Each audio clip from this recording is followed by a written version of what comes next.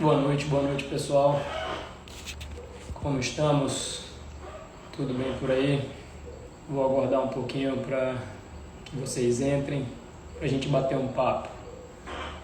E meu nobre Lucas Levi já por aí, alguns outros já participando. E aí pessoal, como é que tá a ansiedade de vocês? Como é que vocês estão aí recebendo essas notícias que tivemos essa semana? E mais 2 editais aí que estão no forno, prontos para serem lançados para concursos de médicos legistas. Eu particularmente estou gostando muito de curtir de novo esse momento. Eu lembro com detalhes da minha época, foi mais ou menos numa situação parecida como essa, que saía edital, não saía, toda semana ia sair, toda semana eu ia entrar em clima de pré-prova e não entrava até que um dia aconteceu. E agora eu estou curtindo isso, mas bem menos tenso do que naquela época, então está mais divertido agora do que estava quando eu fiz o meu concurso. Eu espero que vocês estejam gostando muito aí da equipe que a gente formou. Eu acho que vocês já ouviram aí os bate-papos com o Dr. Lucas, com o Dr. Eliu, meu pai. E eu não sei para vocês, mas para mim eles são os 2 melhores professores de medicina legal que eu já consegui assistir. Então eu espero que vocês também tenham tido essa sensação e vejam que a gente está fazendo um negócio bem caprichado para vocês, um negócio padrão. E queremos em breve poder comemorar com vocês aí a aprovação de vocês no concurso tão sonhado, né? Eu queria dizer para vocês que aqueles que querem mais notícias, todos os dias as pessoas perguntam aqui que dia vai começar a aula, como que vai ser o funcionamento do curso, que vocês se cadastrem aí num link que tem na nossa bio do Instagram para receber essas notícias aí de primeira mão. O curso está quase pronto para iniciar, faltando os últimos ajustes, então nas próximas semanas vocês devem ter notícias muito boas aí sobre isso, tá? Eu hoje queria bater um papo com vocês baseado no que vocês já viram aqui, no que vocês já ouviram do professor Eliu e do professor Lucas. Então eu vou voltar um pouquinho em algumas coisas que eles falaram e depois eu vou continuar com o papo de hoje, tá? Então o professor Eliu falou uma coisa muito importante para vocês, que eu espero que vocês gravem. Tem 2 livros que precisam estar na cabeceira do médico legista, o Código Penal e o Código de Processo Penal. E eu espero que vocês tenham entendido o que é cada livro, para que funciona cada livro. Eu costumo dizer nas minhas aulas que o Código Penal ele funciona como se fosse ali os 10 mandamentos que a gente tem lá na Bíblia. E o Código de Processo Penal é um manual que explica para a gente como que vai acontecer toda essa investigação, toda esse estudo da infração penal, e ele vem trazendo para nós o passo a passo, como se fosse uma receita de bolo mesmo, qual é a atribuição de cada personagem dentro da investigação criminal. E o professor Lucas já falou para vocês que quando uma infração deixa vestígios, é necessária a perícia ou o exame de corpo de delito. E ele falou também que esse exame pode ser feito de 2 maneiras, diretamente ou indiretamente, e explicou para vocês, inclusive deu exemplos de quando se usa uma coisa ou outra, tá? O que eu queria falar para vocês hoje é sobre como o médico legista vai ficar sabendo, como que o médico legista vai tomar conhecimento do que está passando na cabeça do delegado, já que ele precisa ajudar o delegado. É muito difícil a gente imaginar a cabeça de um delegado.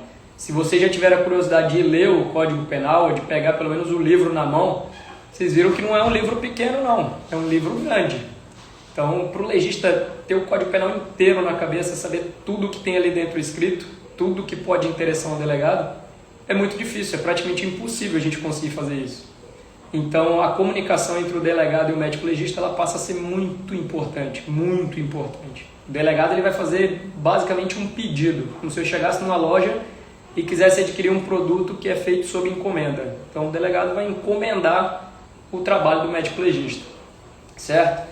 E hoje aqui eu há poucos minutos, eu estou aqui no plantão, vocês estão vendo aqui o escudo, ó, um orgulho grande poder usar isso aqui.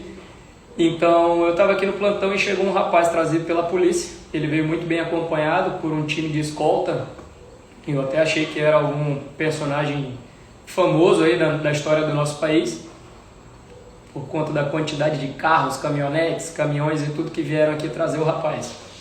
E quando ele entrou na minha sala, ele estava muito machucado, o rosto todo machucado. E aí eu perguntei o que tinha acontecido, eu perguntei se ele tinha se machucado, como que tinha acontecido aquilo. E ele falou para mim o seguinte, ele falou, olha, doutor, eu apanhei. E aí na hora eu já assustei, apanhou, veio trazido pela polícia. Falei, ué, será que a polícia bateu nele? E perguntei, você apanhou de quem, cara? E aí ele me falou assim, eu apanhei, doutor, de uns caras que tentaram me roubar. Aí eu olhei o papel que estava na minha mão e vi que ele tinha sido preso por furto. Ele estava sendo trazido para mim porque ele foi preso por furto.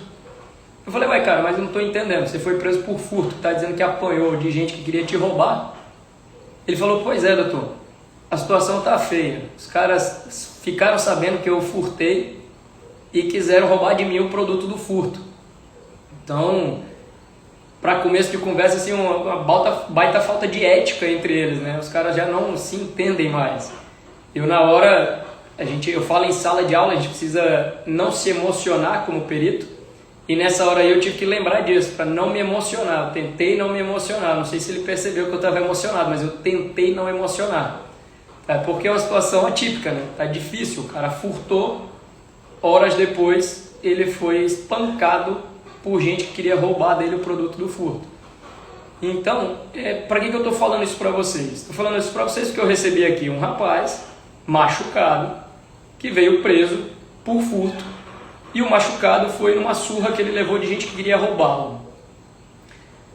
Olha, se o delegado não me disser nada, eu não sei como ajudá-lo. Eu não sei se ele está investigando o furto e ele quer que eu ache vestígios de um furto. Eu não sei se ele está investigando a surra que o cara levou e ele quer que eu investigue a surra. Ou não sei se ele quer que eu investigue se o cara foi bem trazido até aqui, se o pessoal que veio escoltando se comportou, se foi confortável para ele vir até aqui, se foi respeitado no caminho. Então, sem essa conversa entre nós, delegados e médicos legistas, a gente não consegue ajudar, a gente não consegue trabalhar. Eu não consigo olhar para aquele cara e imaginar o que o delegado quer. É por isso que hoje a gente vai bater um papo sobre essa comunicação entre delegados e médicos legistas. Graças a Deus aqui em Porto Velho é raro acontecer dessa comunicação falhar. Essa comunicação acontece muito bem mesmo. Nossos delegados são claríssimos. Todo mundo que pega aqui um ofício sabe o que o chefe delegado, quer. Então fica fácil de trabalhar, né? Então como é que funciona isso? O professor Lucas falou que quando uma infração deixar vestígios, será imprescindível o exame de corpo de delito. Como é que a autoridade policial deve agir? No mesmo código que está escrito que é imprescindível o exame de corpo de delito quando a infração deixar vestígio, diz que é atribuição da autoridade policial, quando receber notícias sobre uma infração que deixou vestígios, ela vai determinar que se faça o exame pericial. Por que eu estou dizendo quando?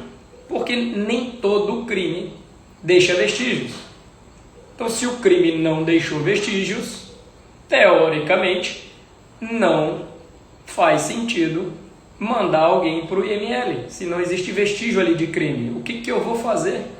Eu só trabalho para procurar vestígios e transformá-los em provas, certo? Então também não é qualquer machucado que acontecer na rua, qualquer situação que acontecer que precisa vir para o IML. Por exemplo, se alguém se machucar, como o professor Lucas mostrou no exemplo da bate-papo com vocês, uma pessoa que se autolesionou. Ora, aquilo ali não é crime. Uma pessoa se machucar não é crime. Teoricamente, eu não preciso examinar essa pessoa buscando os vestígios de crimes.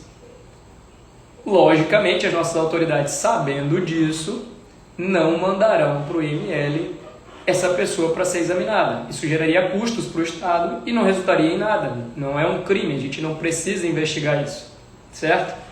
Então, como é que o delegado faz?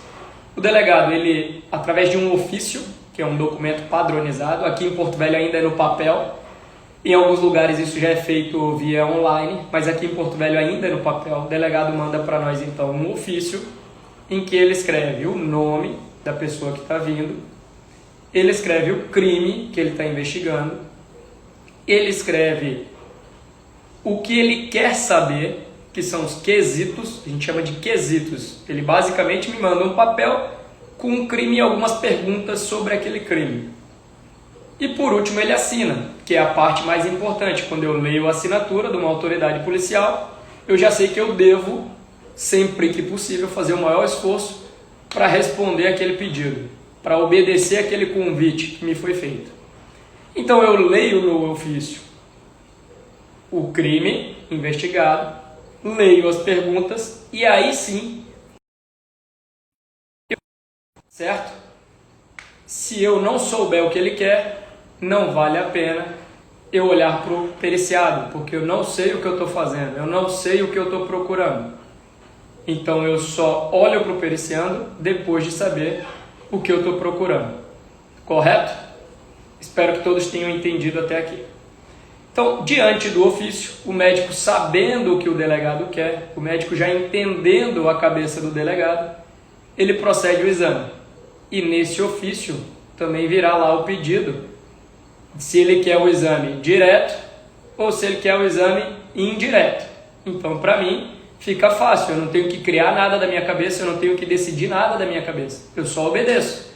Se o meu chefe me mandou fazer o exame direto, eu vou fazer o exame direto.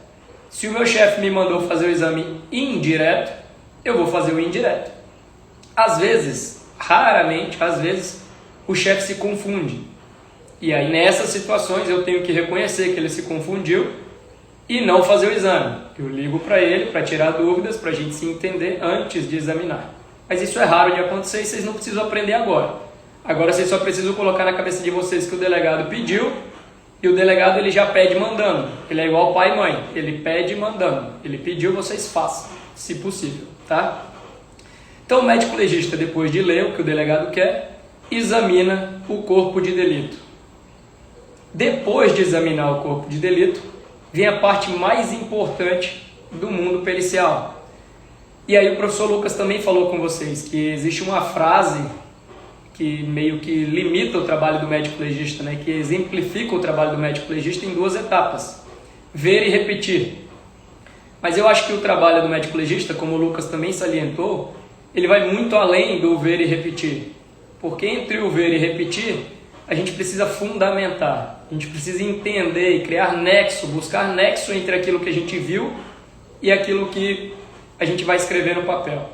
Para dizer para o delegado, que é a nossa autoridade, se aquilo que ele me mandou investigar faz algum sentido, se aquilo parece realmente ter acontecido.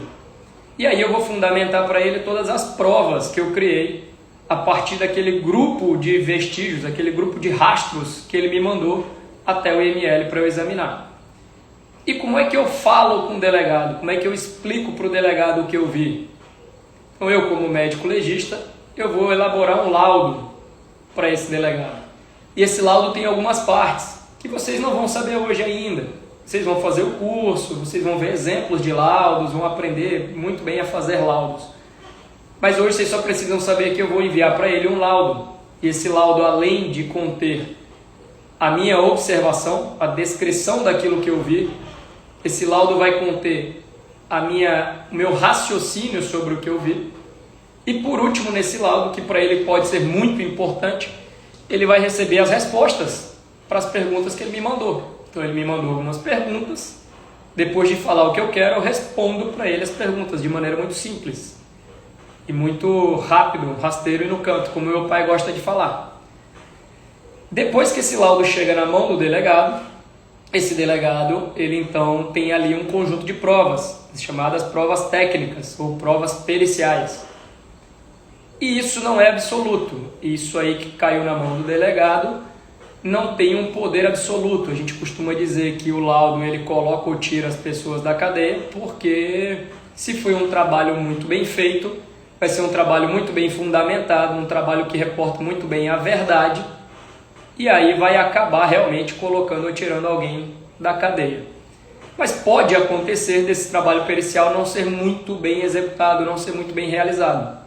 E aí o delegado, na hora que pega o laudo, ele pode considerar que esse laudo não está completo, está faltando algumas informações que para ele serão importantes.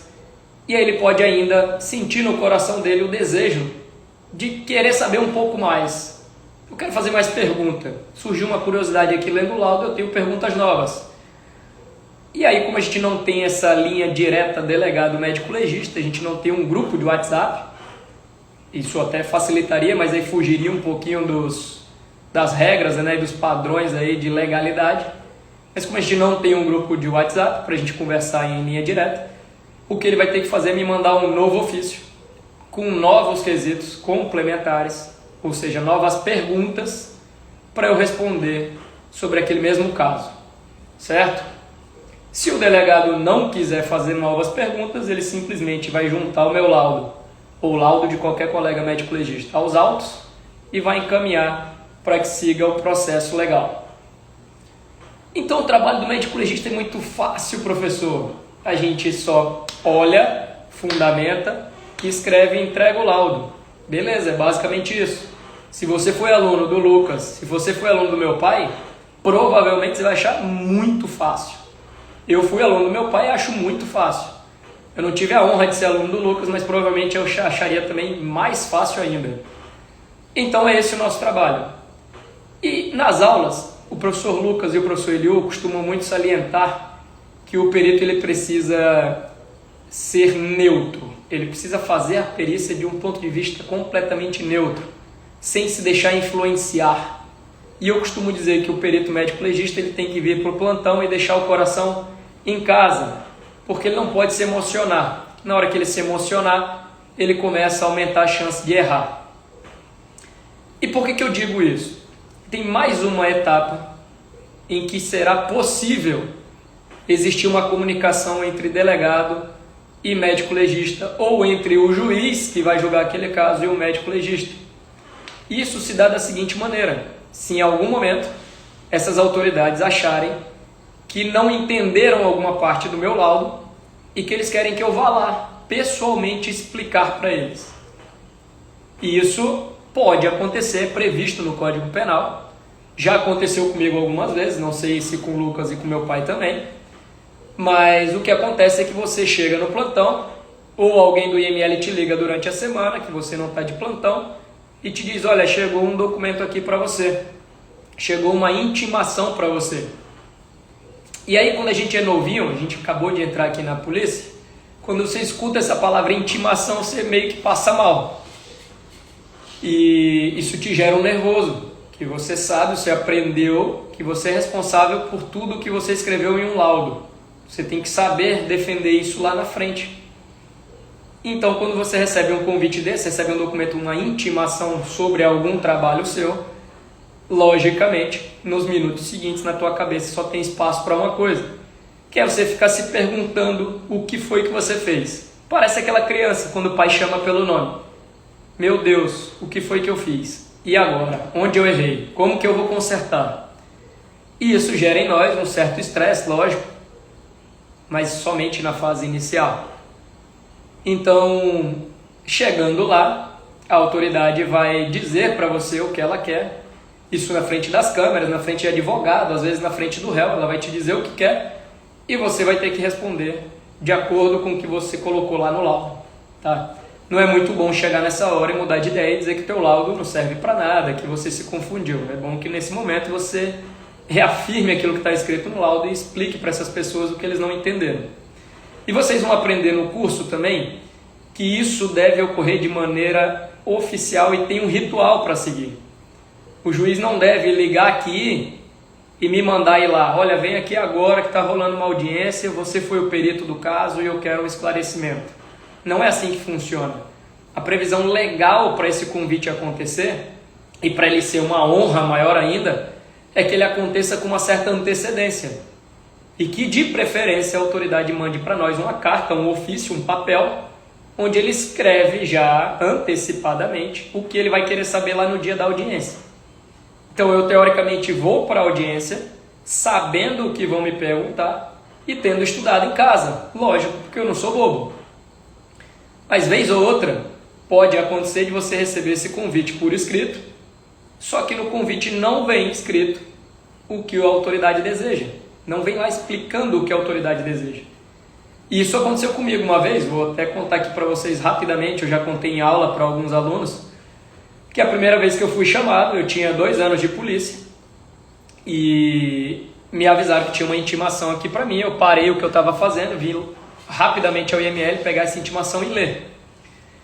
E quando eu li, só tinha lá um convite para eu comparecer à audiência no dia X para tratar sobre o caso Y, mas não me dizia o que queria. E aí ali eu já comecei a ficar meio nervoso, eu peguei o laudo, reli, tentei achar no laudo alguma coisa que pudesse dar pano para manga e a princípio não identifiquei, não consegui identificar. Mas me preparei, estudei, li e tal. Chegou no dia da audiência, eu fui até o fórum, sentei numa cadeira lá e fiquei ansioso esperando me chamar.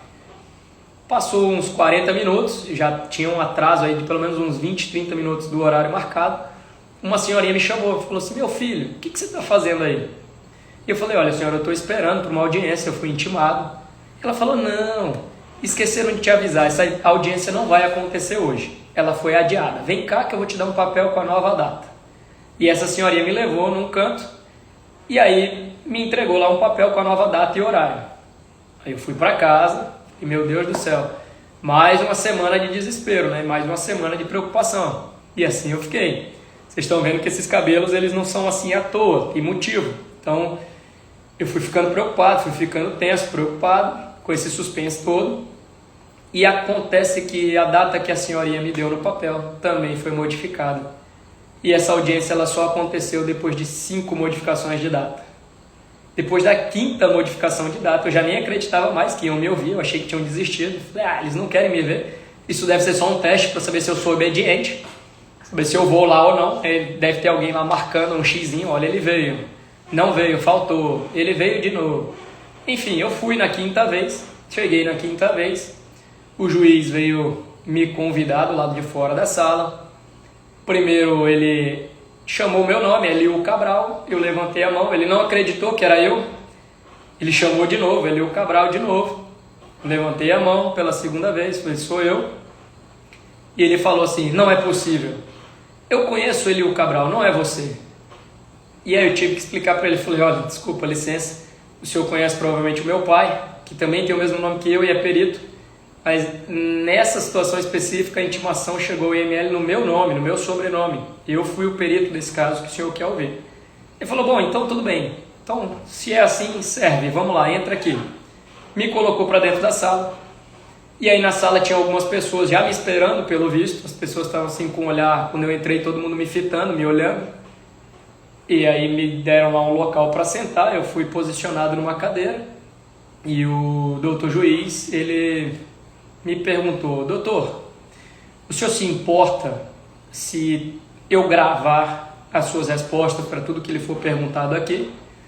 Eu falei: claro que não, não sou bobo. Eu falei: claro que não, é um prazer me gravar, eu adoro ser gravado, eu nem sou tímido, nada, eu adoro ficar diante das câmeras, pode me gravar. E aí ele passou a palavra para a advogada, nesse caso era a advogada de acusação. E aí ela puxou da bolsa dela assim um monte de folha. Eu reconheci que era o meu laudo, um monte de folha, tudo rabiscado, sublinhado de verde, amarelo, laranja. E aquilo ali foi me dando um nervoso. Falei: rapaz, a mulher estudou, ela está pronta.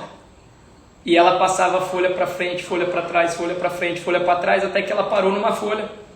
Falou assim para mim: doutor, na página X, na linha Y, o senhor escreveu aqui que coletou material da secreção vaginal, da periciada, com um SUAB. Falei: sim, senhora, isso aí foi feito realmente, como está descrito. Ela falou: pois então, doutor, eu gostaria que o senhor explicasse para esse juízo o que é SUAB.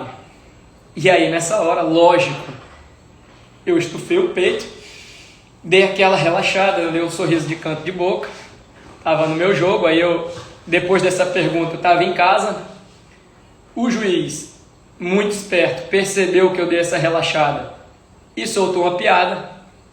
Falou assim: doutor, a palavra é sua, o senhor por favor explique para nós. Embora nós saibamos que essa dúvida poderia ter sido sanada numa simples pesquisa no Google, eu quero lhe convidar para o senhor explicar tecnicamente para nós o que significa SUAB. O senhor se importa? Eu falei: lógico que não, vou explicar, uma honra, um prazer. E expliquei de maneira muito técnica. Eu falei: olha, olhando para a advogada: doutora, Suabe é um cotonetão desse tamanho. E aí o juiz deu uma gargalhada, ele não se aguentou, ele deu um sorriso assim. A advogada não gostou muito da minha resposta, meio que fechou a cara. E logo em seguida o juiz perguntou para ela se ela tinha algo mais a me perguntar, se ela tinha algo mais a questionar sobre o meu laudo. E ela falou que não, era só isso, estava encerrado. E eu fiquei com uma mistura de sentimentos. Bom, pessoal, voltando aqui, não sei, vou esperar vocês voltarem. Thalita, você que entrou primeiro aí, já me conta se tá com áudio ou não. Voltou o áudio ou não, Thalita? Lucas, tá por aí, voltou o áudio, tá ok já? Beleza, eu não sei em que momento parou o áudio, mas enfim, eu tava contando para vocês que é esse o momento em que acaba realmente o compromisso do médico legista com o que ele escreveu, com o que ele viu, com o que ele fundamentou. Então, o nosso trabalho não acaba aqui, no dia do plantão, mandei o laudo para frente, estou livre.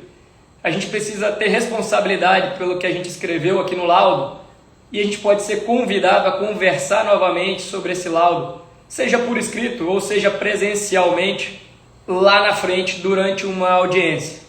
A Thalita falou que parou aí na parte de advogada e encerrou a pergunta.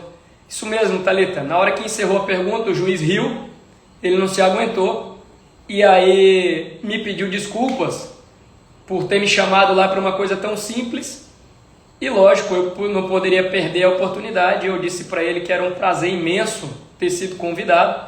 Eu só não disse que eu fiquei nervoso, que eu passei 6 semanas esperando a audiência, preocupado com o que ia rolar.